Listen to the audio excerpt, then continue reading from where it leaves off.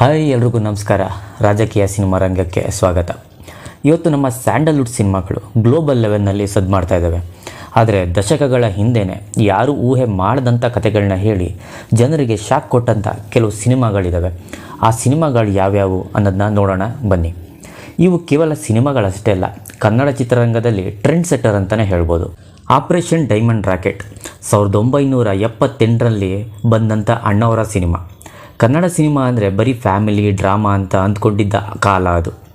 ಆಗ ನಮ್ಮ ಡಾಕ್ಟರ್ ರಾಜ್ಕುಮಾರ್ ಅವರು ಅಪ್ಪಟ ದೇಸಿ ಜೇಮ್ಸ್ ಬಾಂಡ್ ಆಗಿ ಕಾಣಿಸಿಕೊಂಡ ಚಿತ್ರ ಇದು. ಇಂಟರ್ನ್ಯಾಷನಲ್ ಕ್ರೈಮ್ ನೆಟ್ವರ್ಕ್ ಮತ್ತು ಅಂಡರ್ ಕವರ್ ಆಪರೇಷನ್ ಬಗ್ಗೆ ಬೆಳಕು ಚೆಲ್ಲಿದಂಥ ಮೊದಲ ಸ್ಪೈ ಥ್ರಿಲ್ಲರ್ ಸಿನಿಮಾ. ಅಷ್ಟೇ ಅಲ್ಲ, ಯುರೋಪ್ನಲ್ಲಿ ಶೂಟಿಂಗ್ ಮಾಡಿದಂಥ ಕನ್ನಡದ ಮೊಟ್ಟ ಮೊದಲ ಸಿನಿಮಾ ಕೂಡ ಹೌದು. ಸಿಂಗಾಪುರದಲ್ಲಿ ರಾಜಕುಳ್ಳ 1978ರಲ್ಲಿ ತೆರೆ ಕಾಣುತ್ತೆ. ವಿದೇಶದಲ್ಲಿ ಕಂಪ್ಲೀಟಾಗಿ ಶೂಟಿಂಗ್ ಆದಂಥ ಮೊಟ್ಟ ಮೊದಲ ಕನ್ನಡ ಸಿನಿಮಾ ಇದು. ವಿಷ್ಣುವರ್ಧನ್ ಮತ್ತು ದ್ವಾರಕೀಶ್ ಅವರ ಈ ಕಾಂಬಿನೇಷನ್ನಲ್ಲಿ ಸಿಂಗಾಪುರದಲ್ಲಿ ಕ್ರೈಮ್ ಜಾಲವನ್ನು ಹೇಗೆ ಭೇದಿಸುತ್ತೆ ಅನ್ನೋದನ್ನು ಕಾಮಿಡಿ, ಆ್ಯಕ್ಷನ್, ಎಮೋಷನ್ ಮೂಲಕ ತೋರಿಸಲಾಗಿತ್ತು. ಅವತ್ತಿನ ಕಾಲಕ್ಕೆ ಇದು ಬಹಳ ದೊಡ್ಡ ಸಾಹಸ ಅಂತಲೇ ಹೇಳ್ಬೋದು. ಒಂದಾನೊಂದು ಕಾಲದಲ್ಲಿ ಈ ಸಿನಿಮಾನು ಕೂಡ 1978ರಲ್ಲೇ ರಿಲೀಸ್ ಆಗಿತ್ತು. ಶಂಕರ್ ನಾಗ್ ಅವರು ಕನ್ನಡ ಚಿತ್ರರಂಗದಲ್ಲಿ ಸುಮಾರು ಪ್ರಥಮಗಳಿಗೆ ನಾಂದಿಯನ್ನು ಹಾಡಿದಂಥವರು. ಶಂಕರ್ ನಾಗ್ ಅವರ ವಿಷನ್ ಎಷ್ಟು ಅಡ್ವಾನ್ಸ್ ಇತ್ತು ಅನ್ನೋದಕ್ಕೆ ಈ ಸಿನಿಮಾನೇ ಸಾಕ್ಷಿ.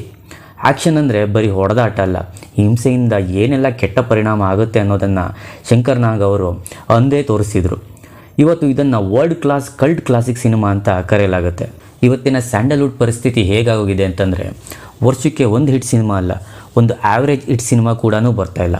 ಅಂಥದ್ರಲ್ಲಿ 1978ರಲ್ಲೇ 3 ದೊಡ್ಡ ಟ್ರೆಂಡ್ ಸೆಟ್ಟಿಂಗ್ ಸಿನಿಮಾಗಳು ಬಂದಿದ್ದು ನಿಜಕ್ಕೂ ವಿಶೇಷ ಅಂತಲೇ ಹೇಳ್ಬೋದು. ಸ್ವಸ್ತಿಕ್ 1998ರಲ್ಲಿ ರಿಯಲ್ ಸ್ಟಾರ್ ಉಪೇಂದ್ರ ನಿರ್ದೇಶನದಲ್ಲಿ ಬಂದಂಥ ಸ್ವಸ್ತಿಕ್ ಅಕ್ಷರಶಃ ಒಂದು mind bending movie. Raghavendra Rajkumar ಅವರ ವಿಭಿನ್ನ ಗೆಟಪ್ ಈ ಚಿತ್ರದ ಹೈಲೈಟ್. ಕ್ರಿಮಿನಲ್ಗಳ ಸೈಕಾಲಜಿ ಮತ್ತು ಸಾಮಾನ್ಯ ಜನರ ಮೇಲೆ ಕ್ರೈಮ್ ಯಾವ ರೀತಿ ಪರಿಣಾಮ ಬೀರುತ್ತೆ ಅನ್ನೋದನ್ನು ಇಲ್ಲಿ ತುಂಬ ಡೀಪ್ ಆಗಿ ಹೇಳಲಾಗಿತ್ತು. ಒಂದು ಸಿನಿಮಾ ಪ್ರೇಮಿಗಳು ಇದನ್ನು ಹಿಡನ್ ಜೆಮ್ ಅಂತಲೇ ಕೊಂಡಾಡ್ತಾರೆ. ರಾಘವೇಂದ್ರ ರಾಜ್ಕುಮಾರ್ ಅವರ ಎಲ್ಲ ಸಿನಿಮಾನು ಒಂದು ತೂಕ ಆದರೆ ಸ್ವಸ್ತಿಕ್ ಸಿನಿಮಾನೇ ಇನ್ನೊಂದು ತೂಕ ಅಂತಲೇ ಹೇಳ್ಬೋದು. ಬೇರೆ ಸಿನಿಮಾ ಕಂಪೇರ್ ಮಾಡಿದ್ರೆ ರಾಘವೇಂದ್ರ ರಾಜ್ಕುಮಾರ್ ಅವ್ರದ್ದು ಸ್ವಸ್ತಿಕ್ ಸಿನಿಮಾದಲ್ಲಿ ಮೈಂಡ್ ಬ್ಲೋಯಿಂಗ್ ಆ್ಯಕ್ಟಿಂಗ್. ಆ ದಿನಗಳು 2007ರಲ್ಲಿ ತೆರೆ ಕಂಡಂಥ ಚಿತ್ರ. ಇದು ಅಂಡರ್ವರ್ಲ್ಡ್ ಬಗ್ಗೆ ಸಂಬಂಧಪಟ್ಟ ಚಿತ್ರ ಆದ್ರೂ ಇಲ್ಲಿ ಗ್ಯಾಂಗ್ಸ್ಟರ್ಗಳನ್ನು ಹೀರೋಗಳ ಥರ ತೋರಿಸಿಲ್ಲ. ಬದಲಾಗಿ 80ರ ದಶಕದ ಬೆಂಗಳೂರಿನ ಭೂಗತ ಜಗತ್ತು ವಾಸ್ತವವಾಗಿ ಹೇಗಿತ್ತು, ಹೇಗೆ ಕೆಲಸ ಮಾಡ್ತಿತ್ತು ಅನ್ನೋದನ್ನು ಬಹಳ ನೈಜವಾಗಿ ತೋರಿಸಿದ್ದಾರೆ.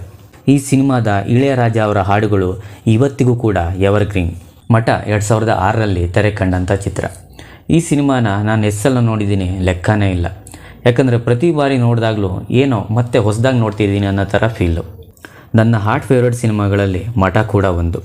ಜಗ್ಗೇಶ್ ಅವರು ಆ್ಯಕ್ಟ್ ಮಾಡಿದಂಥ, ಗುರುಪ್ರಸಾದ್ ಅವರು ಡೈರೆಕ್ಟ್ ಮಾಡಿದಂಥ ಈ ಚಿತ್ರ ಒಂದು ಕ್ರಾಂತಿಕಾರಿ ಪ್ರಯೋಗ. ಧಾರ್ಮಿಕ ಸಂಸ್ಥೆಗಳಲ್ಲಿ ನಡೆಯೋ ಅಧಿಕಾರದಾಹ ಮತ್ತು ಕುರುಡು ನಂಬಿಕೆಗಳನ್ನು ಹಾಸ್ಯದ ಮೂಲಕ ಚುಚ್ಚಿ ತೋರಿಸಿದ್ದು ಈ ಚಿತ್ರದ ಸ್ಪೆಷಾಲಿಟಿ. ಇಂತಹ ಬೋಲ್ಡ್ ಕಥೆಯನ್ನು ಇಷ್ಟು ಸ್ಟ್ರೈಟ್ ಫಾರ್ವರ್ಡ್ ಆಗಿ ಯಾರೂ ಹೇಳೋ ಪ್ರಯತ್ನ ಮಾಡಿರಲಿಲ್ಲ.